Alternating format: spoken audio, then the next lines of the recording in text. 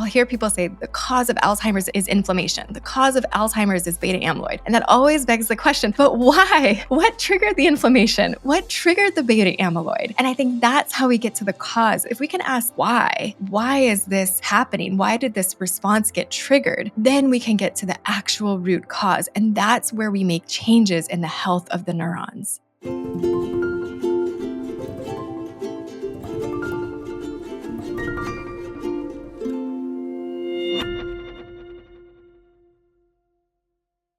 Well, hello, everyone. I'm Dr. David Perlmutter. Welcome again to the Empowering Neurologist. I have some really amazing news for you, and that is there is treatment available that can reverse Alzheimer's disease. And yes, you heard me correctly. This is not in the form of a simple pharmaceutical intervention of taking a pill or taking an injection, but rather a much more integrative approach that pulls a lot of levers with results that are now being published. We're going to be talking with Dr. Heather Sandison today. She's the author of the book whose title is Reversing Alzheimer's. Let me tell you a little bit more about Dr. Sandison. Dr. Heather Sandison is a distinguished naturopathic doctor and has devoted her career to providing compassionate care and innovative solutions to those affected by dementia. Renowned for her pioneering work, Dr. Sandison has integrated groundbreaking holistic and multimodal interventions, seamlessly creating clinical, residential, research, and educational platforms.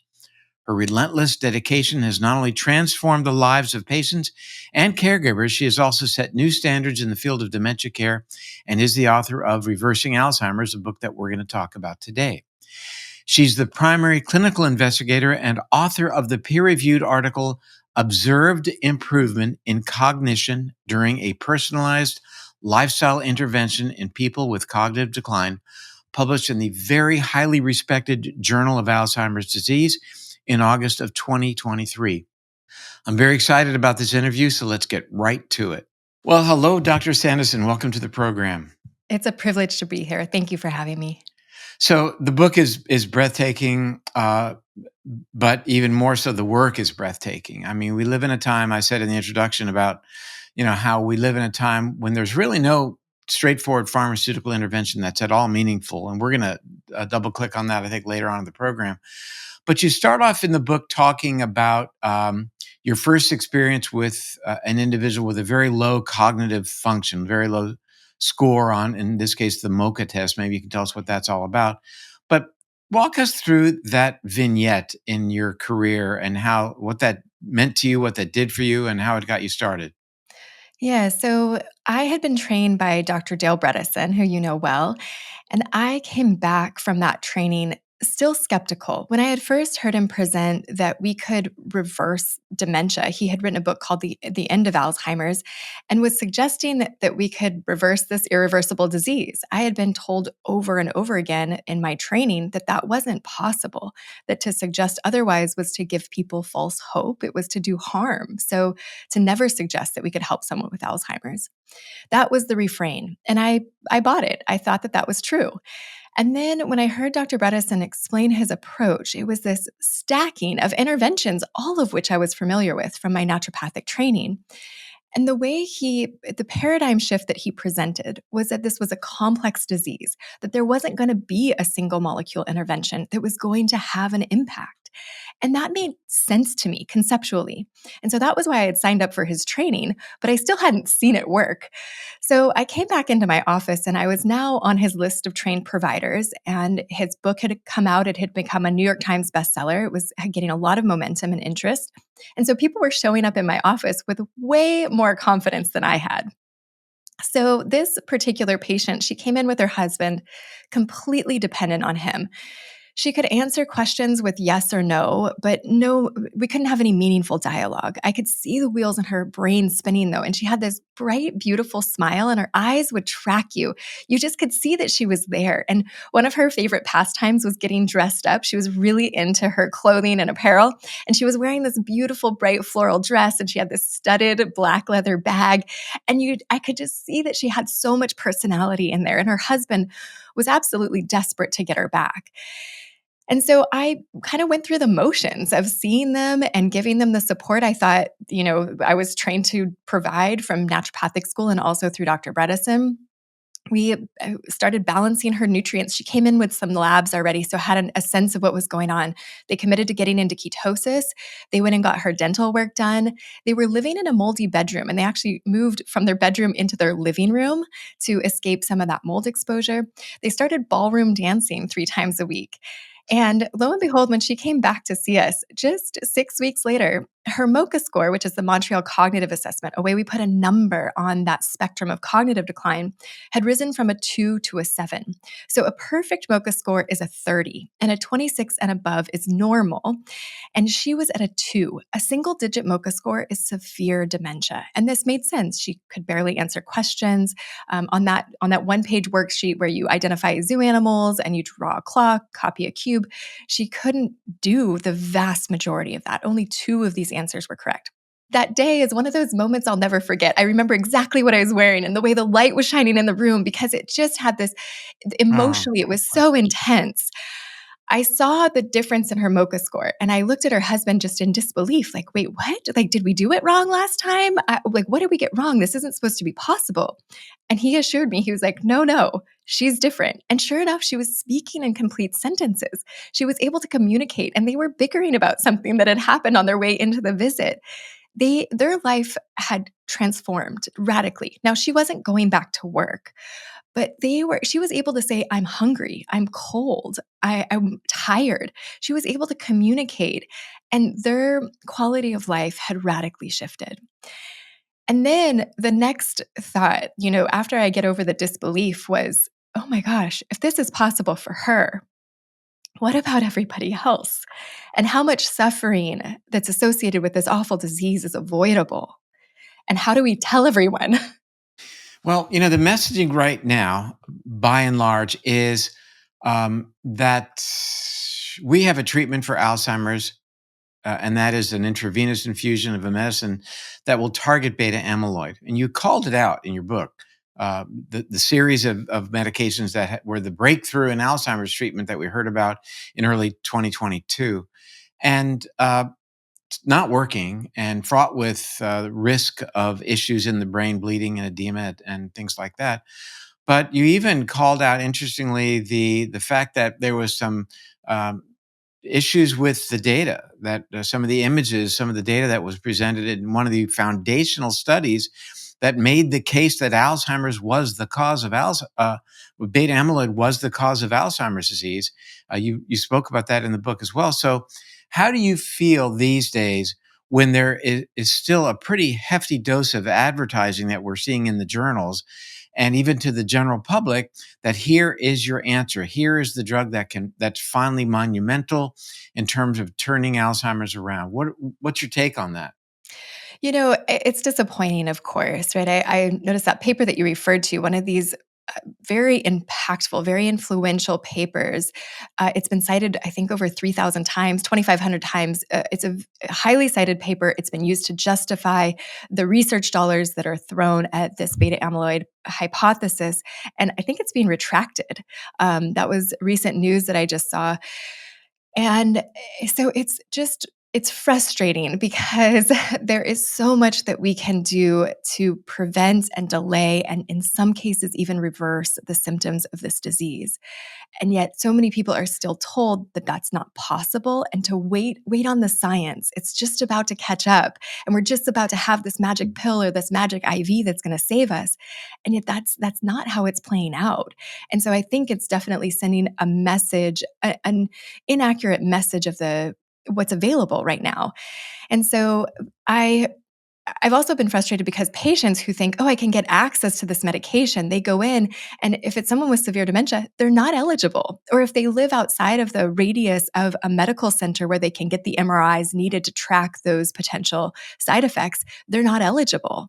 And the cost is extremely high as Yeah. well. I think it costs about $50,000. Some of that is covered by Medicare, but a lot of it, $8,000, not an insignificant amount, has to be covered by the patient or their family.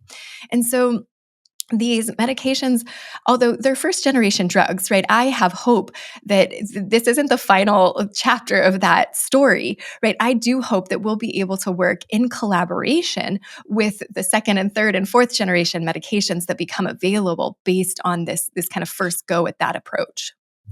Well, I wasn't planning to go there, but I am actually, and I'm thrilled with what you're doing. I've been working with Dr. Bredesen, as you know, and a colleague for a very long time. Thrilled with the notion of this multidisciplinary approach, which is the way that it has to happen. But having said that, I have a sense that these GLP-1 agonist drugs, like the Ozempic type weight loss diabetes slash drug that we're seeing, are going to really be quite influential in terms of how the brain is functioning and the brain's destiny. I know that there are three trials, two of which are already underway. Another one, a semaglutide trial, begins in the middle of this year, and I think they're going to show some pretty dramatic results. I mean, if it's anything like the Parkinson's results published in the New England Journal of Medicine a couple of months back, I think we're in for some big surprises as it relates to that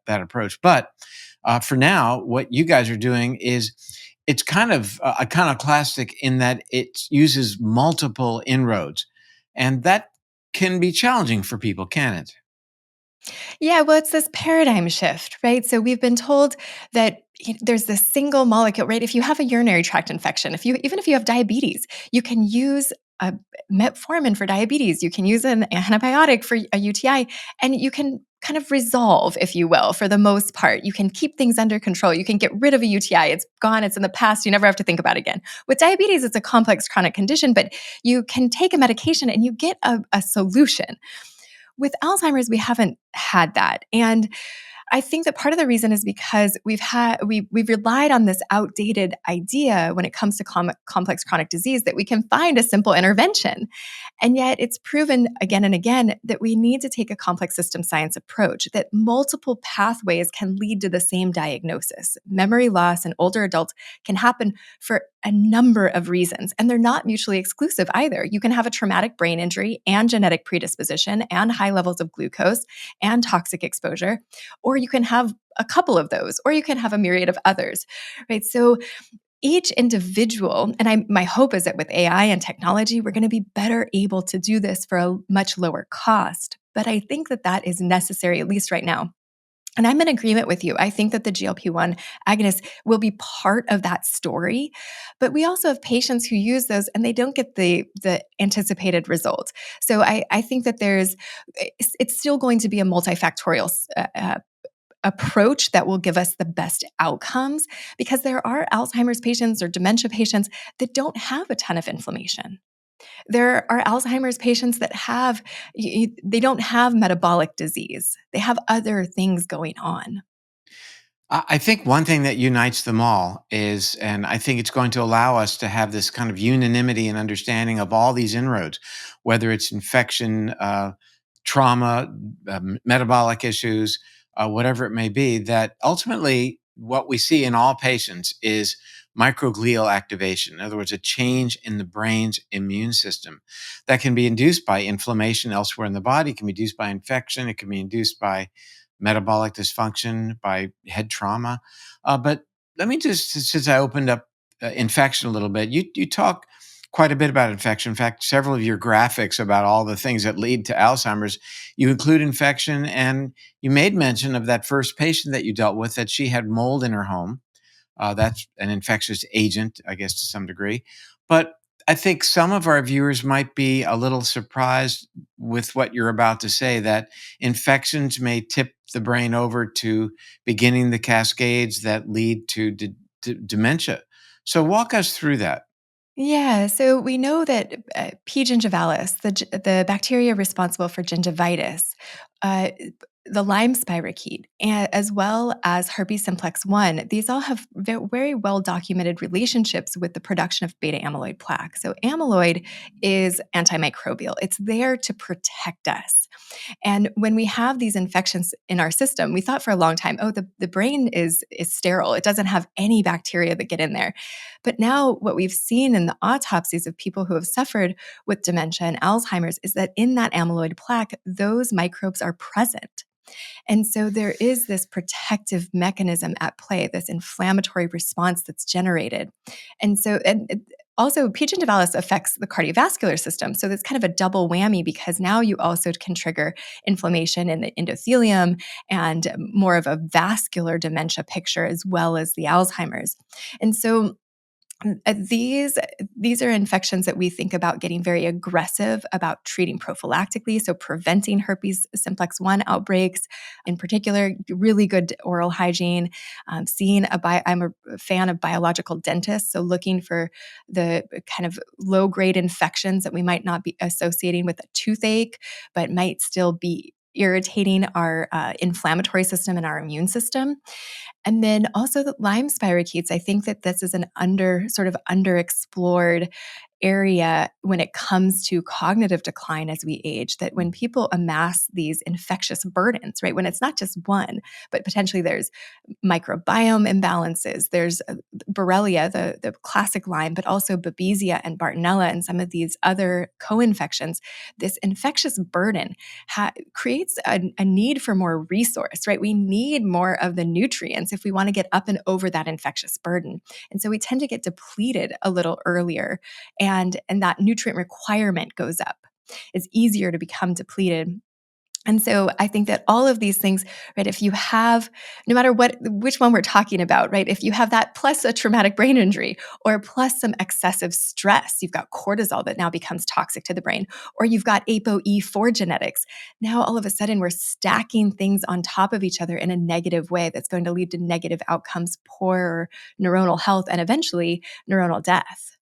So, how does having had COVID-19 factor into this as maybe from a large scale, a population level, but also for the individual? Yeah, so you might actually know more about the research on this than I do. I see it from a clinical perspective where I have patients come in who say I got COVID or even I got the vaccine, which that's a whole nother story. But the I was for one way or another I was exposed to COVID and my immune system responded to it, and my brain has never worked the same way since. We also have, I mean, people say the same thing after menopause, right? So there's some shift that happens after COVID for some people, not all people. And again, COVID is this amazing illustration of how you have some people who succumb to it and die, right? And because of the overactive cytokine storm. And then you have other people who are asymptomatic, right? So there's this spectrum of how it impacts people. And the question is, okay, what's the terrain? Who is that individual that was affected and what were those comorbidities? What was the environment that that virus entered into so that it could take hold and create these issues? And in long haul COVID, these long-term side effects, or these, excuse me, long-term symptoms like cognitive decline. People will say brain fog, poor energy, fatigue, debilitating at times. And so, what we look for with COVID is there some sort of vascular piece going on? Is there some more tendency towards clotting, or is there more of a tendency towards inflammation? So we'll study the cytokines and look for RANTES in particular, although it looks like that could be protective against Alzheimer's at some level, but that's one that can become very high with a post-COVID syndrome. And so we specifically target that cytokine and look for those cytokines and then aim to get those under control. Well, hi everyone, Dr. David Promoter here. We hope you're enjoying this content, and if you would do so, go ahead and hit the like button. And if you're not already a subscriber to our channel, please consider doing so. We're really grateful to have you as part of our community, so let's get right back to the presentation. You mentioned in passing a moment ago that beta amyloid is a form of antimicrobial peptide, or AMP. And I think that might be surprising for a lot of people to think there's an upside to this horrible protein that is the subject of all this research. To rid the brain of beta amyloid seems to be the go-to way of curing Alzheimer's, though it doesn't work. And yet you're saying that beta amyloid accumulates in the brain to help protect it against various types of pathogens like herpes simplex virus type 1, Lyme disease, chlamydia pneumonia, E. porphyria pylori. or porphyromonas gingivalis, and others. So that's kind of a different view of beta amyloid. And you made mention in the book of this kind of real lack of correlation between beta amyloid. I mean, that there are plenty of patients who have a brain load of beta amyloid to the extent that they would qualify on uh, PET scanning of their brains for diagnosis of Alzheimer's. That's not the only thing that would be required, of course, but yet they are cognitively normal. So there seems to be a disconnect between beta amyloid and actual Alzheimer's disease in terms of it being, it's neither sufficient nor necessary to cause this disease. And you actually highlighted an upside of beta amyloid, indicating that it might accumulate in the brain in a way that's trying to help us. I have such a reverence for the human body and the human brain, right? When we really look into these things, like there's a reason for them. It makes sense. And I think it begs the question. I'll hear people say the cause of Alzheimer's is inflammation. The cause of Alzheimer's is beta amyloid.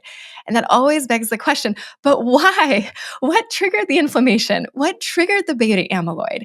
And I think that's how we get to the cause is if we can ask why is this happening? Why did this response get triggered? Then we can get to the actual root cause. And that's where we make changes in the health of the neurons. And so things like toxins, nutrient imbalances, stressors, structural issues, signaling issues, and infections, as we mentioned, all of these pieces I think can be causal.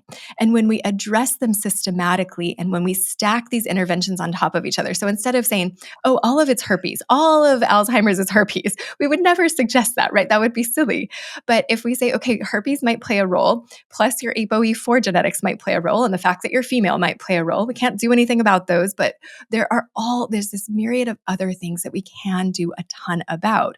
In the book, I also mentioned the Lancet report, the commission report that was updated in 2020 that lists 12 modifiable risk factors when it comes to dementia and Alzheimer's. Things like obesity, hypertension, smoking, air pollution, hearing loss, treating hearing loss, staying socially connected, staying active. There is just so much that we can do to prevent and delay. And they suggest that 40% of worldwide Alzheimer's could be prevented in that Lancet article. And I think that that number is much, much higher, particularly when we add this multimodal approach. And Right. the When you, chap as you say, stack the various modalities. Let's talk for a moment about your August 2023 Journal of Alzheimer's Disease study, a publication, in which you put people through this program that is multimodal, and you had 73.9% of patients. That's a huge, three quarters of the patients actually demonstrated in their neuropsychological testing improvement in their cognitive function. Um, and I'm going to have you talk about that in just a moment, but I want to just present this in the context of that Alzheimer's drugs have been demonstrated to slow the rate of decline minimally. In other words, you're still falling off the cliff. You're just going to fall off the cliff in a couple of months, and you're still going to fall off and end up where we're at the bottom of the cliff. So there's no change in the positive direction from any of the beta amyloid centric studies, research interventions whatsoever. You're still getting worse, but at a slightly slower rate in the acceptance of the potential side effects of brain bleeding and brain swelling, as in 20 to 30% of individuals. Having said that, your program didn't just slow the decline, but actually led in 73.9% of the people to improvement.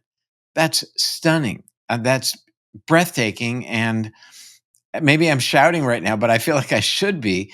That's a pretty incredible result. So take us through what that study involved, the population, what they were pre and post, and what's next. Thank you. And thank you so much for helping me scream about this because I feel like it's criminal that people don't know that there are so many things we can do. So, what we did was we took 23 participants. It was a feasibility trial. What we were trying to understand is with cognitively declined individuals, will they even do this? Sometimes implementation is the hardest part of a complex intervention. And so, 23 participants joined us for 6 months. We did an intensive intervention with the Bredesen approach. And then what we measured was that we had a statistically significant increase in memory, overall composite cognition, both of those measured through Cambridge Brain Sciences, and then also in the MoCA scores. And those MoCA scores with the Cambridge Brain Sciences, they were two different ways to assess cognition, and they matched. And then we also measured quality of life and sleep, and we saw a statistically significant increase in the means across all participants in both. And then we saw increases in the means across all participants. So even the ones that didn't get better, we saw an increase in every single measure of cognition that we assessed. Now, that meant 17 of the 23. So that's the means where we saw statistical significance from the intervention. And then the reason that I did this trial was because I got funding. I had a philanthropist who was kind enough to ask how he could help. And the question I was getting over and over again in my office was, if I do this for my loved one, if I put in the money, right, invest the time and the effort to do this for my dad or my mom or my partner, how likely is it that they'll get better? And so that's what I was looking for, was that answer that I could tell people, if your MoCA score is between 12 and 23, so remember 30 is perfect, 26 and above is normal. So it was between 12 and 23. Those are the people we recruited, all had measurable cognitive impairment. Some have a diagnosis of Alzheimer's, in fact. They were on their way there if they weren't already there.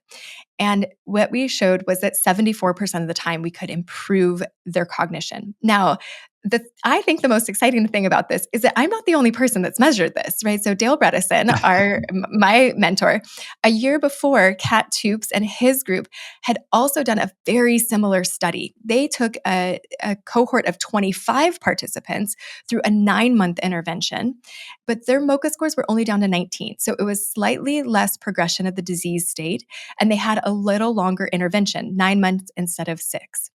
And they saw that 84% of their participants improved. So my study basically corroborated their 2022 publication. Very similar interventions. When people are more progressed, a shorter intervention, 74% improve versus 84%.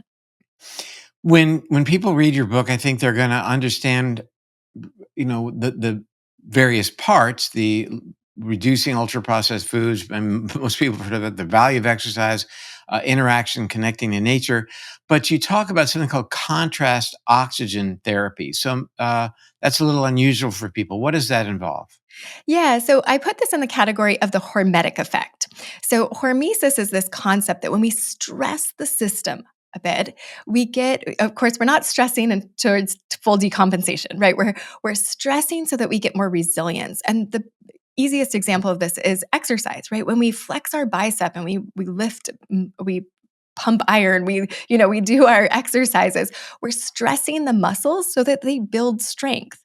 A fasting mimicking diet or fasting is another example of the hormetic effect, where we're stressing the system, but we get the senolytic effect where we get rid of those cells that aren't operating at full capacity, and we send the signals to create new ones. So we stress the system to create more resilience, which can be a definition of health, right? We also use this with hot and cold therapy. I'm sure you've interviewed many people who are proponents of like Wim Hof and of getting into stressing your system to get hot, get in the sauna, right? Sauna is something that's associated with lower rates of dementia.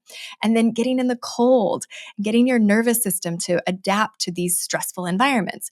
And so LiveO2 is this system or this contrast oxygen therapy that where I've had patients tell me the reason I started to use it personally and also to recommend it to some people, I would not recommend any of those things to someone frail, someone who's far down the path of dementia. I would not recommend that to. I don't want, right? We aggressively treat sleep apnea. We're not trying to get people into hypoxia when they are extremely frail or far down that path. But on more of the prevention side, where you would be doing more of the fasting and the contrast hydrotherapy or temperature therapy, where you'd be doing more significant exercise, in that state, this is something that I have seen help improve cognition for many, many, many people. So what we're doing is we're taking people back and forth from 80% oxygen down to 8% oxygen. So it's not 0%, but it's as if you were at Mount Everest, right? It's very low oxygen. And what happens is that when you're exercising, you've got a mask on. So you might be on a bike or a treadmill or a rebounder. You want to be stationary. You're not going to take this off for a run in your neighborhood, but you're connected to a mask and then an oxygen reservoir that's concentrated oxygen at 80%. And we wouldn't want to breathe that forever. That would be toxic to our lungs. But when we go back and forth, where we breathe, room air is about 20% oxygen. So just to compare, 80% is our positive oxygen and 8% is our negative oxygen. And when we exercise with oxygen therapy, you basically can exercise longer. That's a way to do it. But when you go into that negative O2, what you do is you increase CO2. And my understanding of the science there is what happens when you have increased CO2 is one, you get vasodilatory effect. It's a very, very powerful vasodilator, like nitric oxide, but even more powerful. And so you get opening of the blood vessels. You also get, as you increase CO2, you get this transfer of oxygen into the cells. So you more readily uptake the oxygen that is present. And so just like it's not the erythropoietin type of effect, although we see these longer term effects with the contrast oxygen therapy. We're not talking about like the athletes who are exercising at altitude and they're increasing erythropoietin and then increasing red blood cells over time. That's not the effect that we get in just one session. What we get in one session is a little stress on the system. So we're inducing that senolytic effect. And we also get the blood flow basically increasing because we get these larger diameter cells. And then when we flip to positive O2, we get this flood of good oxygenated blood that now is getting to tissues that weren't always getting it because of inflammation or whatever reason. They were not getting that capillary diffusion as well as before. And so Hmm. people have reported over and over again to me, what happened was there was a Christmas season, or a holiday season, December, January, where I had 3 different patients all somehow, they must have been doing some marketing or something on the EWAT or on that circuit, because I had 3 patients end up getting this on their own.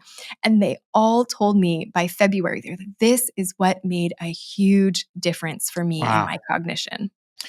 Well, one of the mechanisms of hyperbaric oxygen is, in fact, induction of the same element here, which is called hypoxia inducible factor 1 alpha, which actually enhances nitric oxide. And for our viewers, they're probably familiar with nitric oxide now. That does dilate blood vessels. It's why men take a drug to increase blood supply for erectile dysfunction based on this platform of nitric oxide. And oddly enough, it's a feed forward cycle. Nitric oxide actually helps to induce more of this hypoxia inducible factor 1 alpha. And so it's a misnomer because it's not that it's just induced by hypoxia, low oxygen.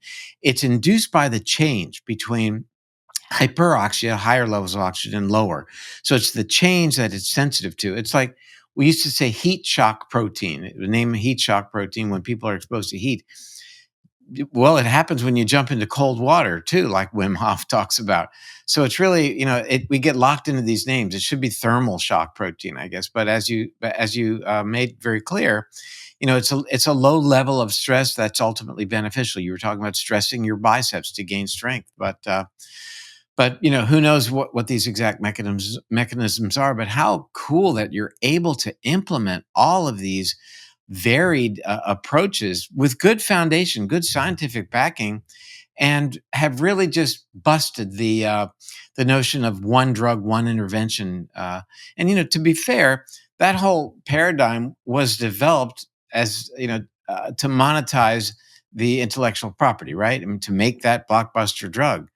And in your book, you actually said that, I believe, that the Dale Bredesen should be given the Nobel Prize I certainly because of agree with that. right. And you said that. And I thought, I'm going to second that motion. I've said that before about his work, that's for sure. But most importantly, because he's been the one who has challenged this one monotherapy paradigm where you use one drug, one intervention, and that you and he are just, lighting it up now I by couldn't be more grateful. embracing so many things. He is such a humble, kind, generous individual, and obviously incredibly intelligent, an absolute genius. And he is selfless in how he has come to this work. He just is relentless. He won't stop telling people, and I just feel so grateful. He's laid the groundwork. He's paved the path so that I found my purpose in the world. I mean, my favorite thing about my work is when someone tells me I got my mom back.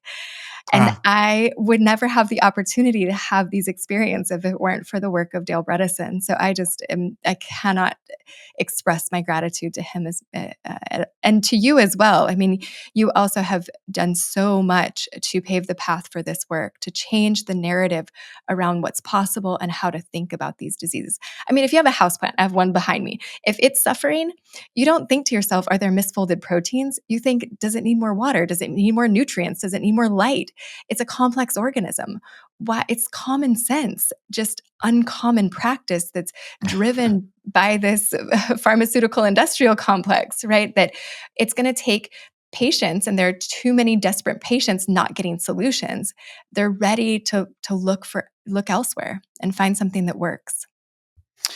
well, let me thank you for being with us today.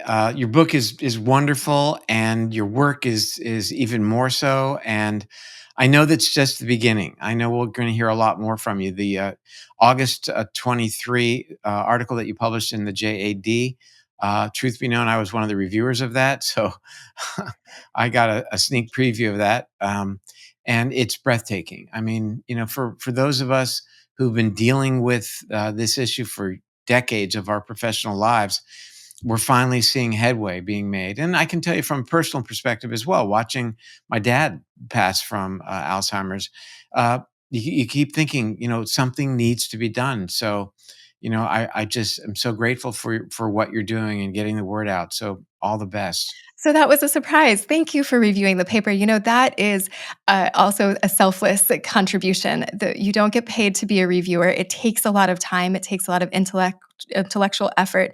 And because of your review, my paper was so much better. So thank you so much for doing that and taking the time to do that. I don't know if I did something wrong by telling you that I reviewed it because I don't know. These days, nothing seems to matter though. So, anyway, thanks again, and I hope to see you soon. You as well. Thank you. Wow, what did we learn today? We learned that in fact, cognitive decline associated with Alzheimer's disease is reversible. Now that's pretty groundbreaking, isn't it? It's pretty landmark. And what is really unique is that it's happening without focusing on developing a single intervention like a drug, like an injection or a pill. It's a multimodal approach that has really been demonstrated, published in perhaps one of our most well-respected peer-reviewed neurology journal as being effective. Again, the book Reversing Alzheimer's by Dr. Heather Sandison. It's certainly something we should all be reading, that's for sure. Thank you all for joining us today on The Empowering Neurologist. I'll be back soon. Bye for now.